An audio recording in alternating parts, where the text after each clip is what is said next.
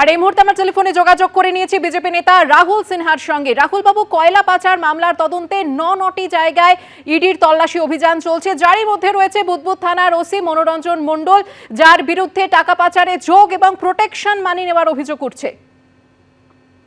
দেখুন, এই তৃণমূল কংগ্রেসের এই যত দুর্নীতি চলছে, সব দুর্নীতির টাকা পাচারের কাজ পুলিশ করে।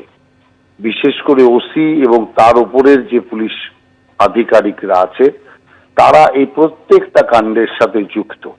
আর এই অর্থ পাচার করা, অর্থ মজুত রাখা, এই কাজগুলো পুলিশের বিভিন্ন ক্ষেত্রের ওসি আইসিরা করে থাকে। আর এই মনোরঞ্জন মণ্ডল তার মধ্যে একজন, আরো বহু মনোরঞ্জন মণ্ডল আছে। তদন্ত যখন শুরু হয়েছে, চারিদিকে যখন এই বিষয়ে দেখভাল শুরু হয়েছে, অতএব দেখবেন যে আরো অনেক এরকম মনোরঞ্জন মণ্ডল বেরিয়ে আসবে, যারা তৃণমূলের দোসর হয়ে এই সমস্ত টাকা পাচারের কাজ করেছে, টাকা রাখার কাজ করেছে, এবং সাথে সাথে একদল যে দুষ্কৃতী, তাদেরও এরা শরণ দিয়েছে। এই সমস্ত কিছু জলের মতো পরিষ্কার হয়ে সামনে এসে যাবে। এদের বিরুদ্ধে কঠোর ব্যবস্থা নেওয়া উচিত।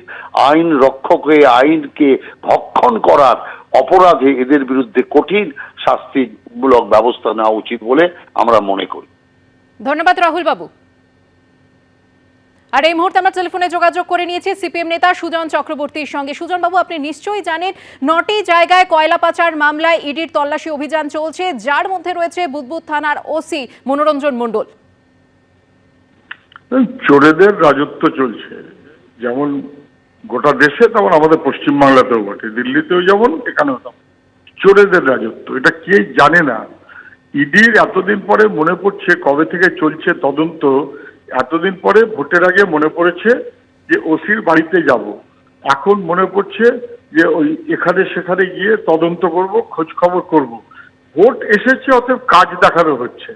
যদি সত্যি তদন্ত করতে চাইতো, এক না একাধিক পুলিশ অফিসার সহ যারা কালো কাচের গাড়িতে ঘিরে আসানসোল থেকে অথবা অন্য জায়গা থেকে টাকা নিয়ে এসেছেন কালীঘাটে, সবাই জানেন, দিনের আলোর মতোগুলো স্পষ্ট। তাদেরকে কিছু করা হলো কি না? সবাই জানে যে পুলিশ প্রোটেকশন মানে নিয়েছে। সবাই জানে যে সেই টাকার ভাগ যেমন নেতারা পেয়েছে, তেমন দিল্লিওয়ালারাও পেয়েছে। ফলে টাকার ভাগের ব্যবস্থা করেছি যে পুলিশ, তদন্তে সে আসবে, এটাই স্বাভাবিক। কিন্তু এতদিন আসেনি, তাদের ধামাচাপা দেওয়া হয়েছে। ভোট বলে এখন একটু কায়দা দেখাচ্ছে, ভোটের পরে আবার ধামাচাপা দেবে। কেননা দিল্লিওয়ালারা চায় না যে পশ্চিমবাংলায় সত্যিকারের তদন্ত করে তার গোড়া পর্যন্ত যাওয়া হোক, এটা দিল্লিওয়ালারা চায় না। সেই কারণেই ইডি সিবিআই মাঝে মধ্যে নাটক করে, ভেসে ওঠে, আবার শুয়ে পড়ে। ধন্যবাদ সুজন বাবু। টেলিফোনে যোগাযোগ করে নিয়েছি তৃণমূল মুখপাত্র অরূপ চক্রবর্তীর সঙ্গে। অরূপ বাবু, 2024 সালের নভেম্বর মাসে মুখ্যমন্ত্রী মমতা বন্দ্যোপাধ্যায় পুলিশের একাংশের ভূমিকা নিয়ে প্রশ্ন তুলে কড়া বার্তা দিয়েছিলেন, এবং তারপর মনোরঞ্জন মণ্ডল, যখন তিনি বারাবণী থানার অফিসার ইনচার্জ ছিলেন, তাকে সাসপেন্ড করা হয়েছিল। আর এই মনোরঞ্জন মণ্ডলের বাড়িতেই কিন্তু আজ পৌঁছে গিয়েছে ইডি ডিরেক্টরেরা। কয়লা পাচার মামলার তদন্ত চলছে, কি বলবেন? এইটা হুইসেল ব্লোয়ার তো মমতা বন্দ্যোপাধ্যায়। প্রথম দিন মমতা বন্দ্যোপাধ্যায় কড়া বার্তা দিয়েছিলেন বালি কয়লা খাদানের বিরুদ্ধে। যে বা যারাই জড়িত থাকবে তাদের বিরুদ্ধে রাজ্য পুলিশ এফআইআর করেছে। সবচেয়ে বড় কথা, এই পার্টিকুলার অফিসার, একে তো এর আগে পশ্চিমবঙ্গ সরকারই আইডেন্টিফাই করে তাকে সাসপেন্ড করেছিল বারাবণী থেকে। পরবর্তীকালে তিনি তার সাসপেনশন পিরিয়ড পেরোনোর পরে আবার নতুন করে অ্যাপিল করে জয়েন করেছে। অর্থাৎ রাজ্য সরকার যে চাইছে যে যারা এই ঘটনার সাথে সম্পৃক্ত তারা গ্রেপ্তার হোক, কিন্তু উল্টো দিকে আমরা কি দেখছি? উল্টো দিকে দেখছি অন্ডাল এয়ারপোর্টে যখন অমিত শাহ আসছেন, দেশের স্বরাষ্ট্রমন্ত্রী, যার আন্ডারে সিআইএসএফ, যে সিআইএসএফ কয়লা খনিগুলোর নিয়ন্ত্রক, অন্ডাল এয়ারপোর্টে অমিত শাহকে রিসিভ করতে যাচ্ছেন ওই বেল্টের কুখ্যাত কয়লা মাফিয়া জয়দেব খা, যে বিজেপির নেতা। বিজেপি অফিসিয়াল প্যাডে তাকে এন্ডোর্স করে নমিনেট করছে যে অনারেবল হোম মিনিস্টারকে এয়ারপোর্টে রিসিভ করতে একজন কয়লা মাফিয়া যাচ্ছে। কোন সিআইএসএফ এর কর্তার ক্ষমতা হবে যে কয়লা পাচার রোধ করার? সুজনবাবু এত বড় বড় জ্ঞানের বাণী দিলেন। সুজনবাবুদের সময় আমরা কি দেখেছি? মুখ্যমন্ত্রী বুদ্ধদেব ভট্টাচার্য, তিনি সরকারি অনুষ্ঠানে গেছেন, সেই অনুষ্ঠানের মঞ্চে সিপিএম তুলে দিয়েছিল কয়লা মাফিয়া কালে সিংকে। বুদ্ধবাবুর হাতে চেক তুলে দিয়েছিলেন কয়লা মাফিয়া কালে সিং। এদের থেকে জ্ঞানের বাণী শুনবো? আমরা তো বলছি যদি কারুর বিরুদ্ধে কোনো স্পেসিফিক তথ্য প্রমাণ থেকে থাকে ইডি কাজ করুক, কিন্তু ইডি তো হয়ে গিয়েছে বিজেপির চাকর বাকর। ইডির কাজ হচ্ছে ভোট আসলে পরে এই তদন্তের নামে এই নাটক করা, তার আগে বিজেপিতে জয়েনিং অফার পাঠানো বিভিন্ন লোকদের, আর তারপরে ভোট মিটে গেলে সেটাকে পলিটিক্যালি ব্যবহার করা। ধন্যবাদ অরূপ বাবু। নাজিরাবাদে অগ্নিকাণ্ডের ঘটনায় এবার ঘটনাস্থল পরিদর্শনে জাতীয় মানবাধিকার কমিশনের। ঘটনাস্থলে পৌঁছেছেন জাতীয় মানবাধিকার কমিশনের 4 সদস্য।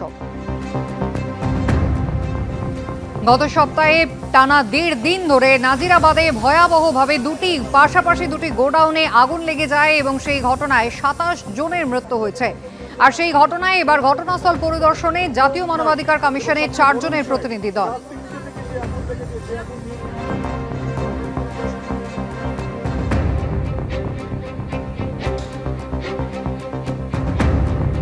গত সপ্তাহে সেই ঘটনা, আর এবার জাতীয় মানবাধিকার কমিশনের প্রতিনিধি দল তারা এসে পৌঁছলেন ঘটনাস্থলে। কথা বলবো, আমাদের প্রতিনিধি ঝিলম করঞ্জাই রয়েছেন আমাদের সঙ্গে। ঝিলম,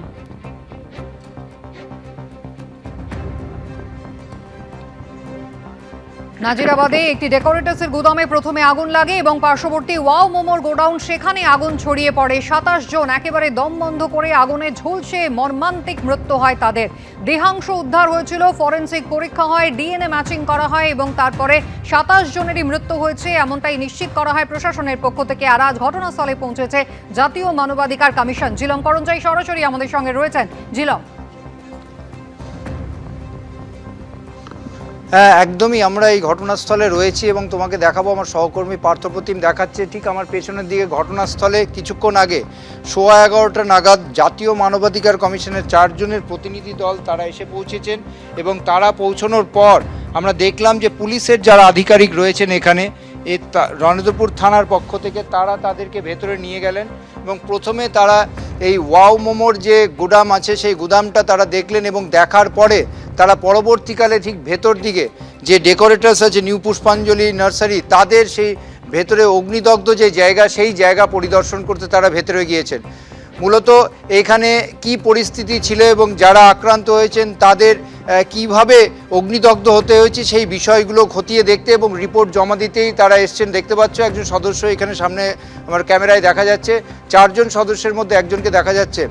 মোটের ওপর আমরা এখন অবধি জানি যে 27খানা দেহাংশ উদ্ধার হয়েছে এবং রক্তের নমুনা সংগ্রহ করে তার ডিএনএ পরীক্ষার রিপোর্টের জন্য অপেক্ষা করছে নরেন্দ্রপুর থানার পুলিশ এবং তদন্ত এখনও চলছে। এই যে মানবাধিকার কমিশনের টিম তারা এসছেন, তারা সব কিছু রিপোর্ট জমা দেবেন পরবর্তীকালে এই ভিজিট শেষ হওয়ার পর, তেমনটাই জানা যাচ্ছে। ঝিলম, ধন্যবাদ। এবিপি আনন্দ, এগিয়ে থাকে, এগিয়ে রাখে।